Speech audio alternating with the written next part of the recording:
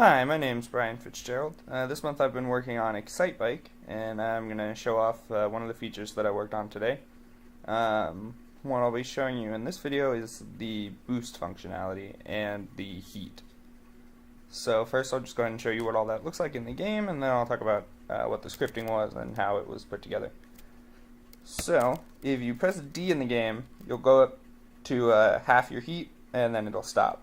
You can also boost with the spacebar, and that'll make you go faster, but if you overheat, you stop for 3 seconds. If you don't overheat, the heat will cool back down.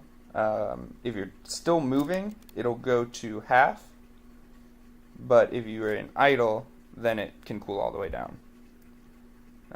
So that's pretty much what it looks like in the game. Let me show you the scripting that made that work. For some reason my OBS does not like Visual Studios, so I'm going to show you right here in the inspector. First I'll show you in the character controller what it's doing with heat there. So this is the data script, and in here we have set the boost speed and your heat and the max heat.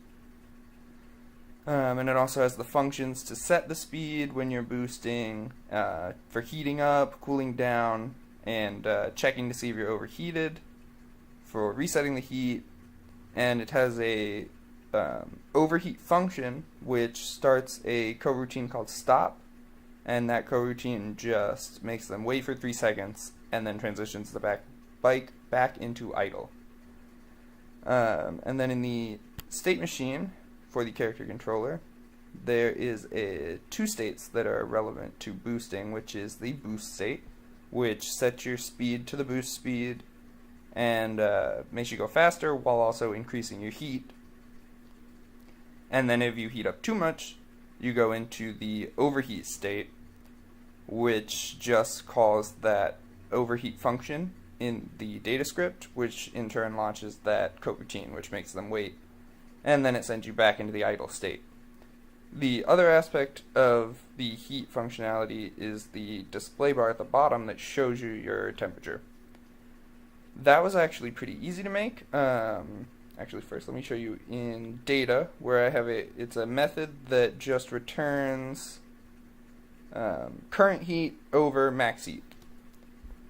Pretty easy. And then in the heat bar script, which is attached to that red bar down there,